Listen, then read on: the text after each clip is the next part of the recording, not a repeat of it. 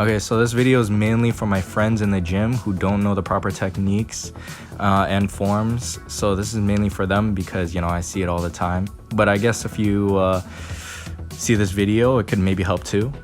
So anyways, today I'm gonna walk you through 3 essential chest exercises that will help you build strength and size in your upper body, whether you're a beginner or looking to refine your technique. And me personally, my favorite way to start off a chest day is with incline chest press motions. So I'm gonna go over 3 incline chest press motions and then talk about it. Okay, first up, we got incline dumbbell chest press. This is my personal favorite exercise because it's well-rounded and it mainly targets the upper chest and shoulders. And to set it up, I usually do 30 to 45 degrees on the bench and then grab a good pair of dumbbells that aren't too heavy. And then lie on my back, press the dumbbells upwards until my arms are fully extended, and then slowly, very important, slowly bring it back down so you can feel the stretch in your chest, and then aim for like 8 to 12 reps with controlled movement. Also, not really the best at form and technique myself, so if there's someone who knows more than me currently, please let me know. I'm open to criticism. Next is the incline Smith machine chest press with the row bar, which is what I'm pointing to, the little thing in the middle. It's just a different variation that adds stability and allows you to go much heavier than normal. Also emphasizes your upper chest muscles much more. For this, you can just set the Smith machine to a slight incline, basically the same 30 to 45 degrees.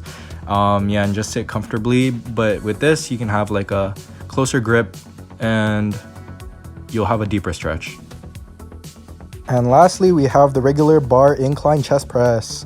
This one, in my opinion, is probably the worst of the 3, but it still gets the job done. Emphasizes the upper chest, and you do lose the range of motion, but you can make up for it by holding a pause at the bottom, like in the video, what I'm doing. The bench is already set. I'd say for this one, go slightly wider, maybe like shoulder width, and keep everything in control, and do the same amount of reps as like 8 to 12-ish, and make sure you're comfortable. And if you're not, make sure you have a spotter. But this one's pretty good too.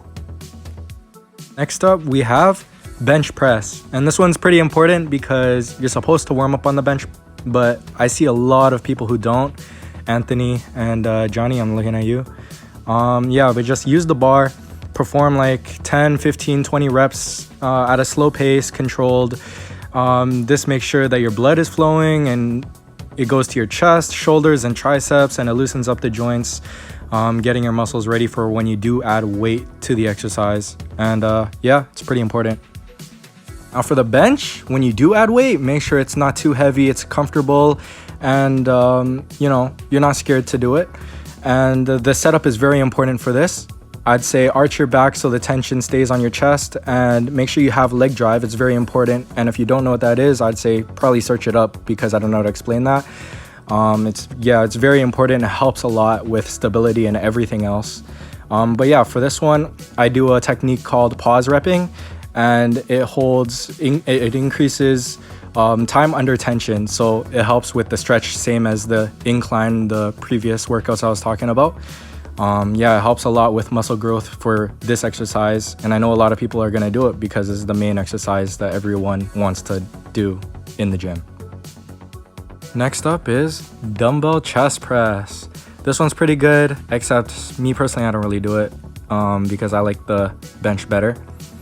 But this one allows for a greater range of motion and helps you achieve a deeper stretch at the bottom of the movement. The stretch is very crucial because it activates more muscle fibers, and also with the dumbbells, you force each side of your body to work independently, so you can just feel the difference. If your left hand's weaker, if your right hand's weaker, you can just tell, and it makes a huge difference in muscle growth, but it's still very important. Okay, next up we got the pec deck fly machine, and this one's pretty good for isolating your chest muscles, and it cancels out the use of shoulders and triceps. I'd say to start, usually adjust the seat height so that the handles are in line with your chest. And then sit back, rest your feet flat on the floor, and then slowly bring your arms together in front of you, squeezing your chest muscles and making sure you maintain that stretch at the peak of the movement, and then slowly return to the starting position. And this one's pretty good. The alternative to the machine would probably be cable machine flies. And this one's also pretty good for targeting the chest at a different approach. I'd say start by setting the pulleys to the chest height again, and then yeah, just do the same motion as the pec deck fly machine, except you're with cables, you get to isolate different movement for each arms, so you can see which one is also weaker, which one's stronger. Whereas the pec deck, it was sort of working together. This one isolates both arms. So yeah, it's pretty good. The cable fly machines allow for a more natural range of motion and continuous tension throughout the movement, unlike the pec deck fly machine. But me personally, I like the pec deck fly machine because it's easier to do and you basically get the same rep ranges. But with this, you get to stabilize your body, engage more muscles for balancing control, and ultimately it can lead to better functional strength and muscle coordination. But you know, you can get the same motion and rep ranges with the pec deck, so this one's not really that important, but it's still pretty important. Also, I'm using V handles for this because my gym is very ghetto and every D handle is always taken. But regardless of which machine or exercise you use or do, the key is really the stretch and contraction of your chest muscles. A full stretch at the bottom or top of the movement activates more muscle fibers, leading to better muscle growth and strength for, you know, progressing for next week. You can progressively overload weights onto the exercise, and yeah, you should always focus on slow and controlled movements and really squeeze your chest at the peak of the exercise. All of this it makes a difference in whether or not you progress or plateau throughout the exercise. Come on, Mustafa. Easy. Up. Yeah. Let's fucking go. Let's fucking go.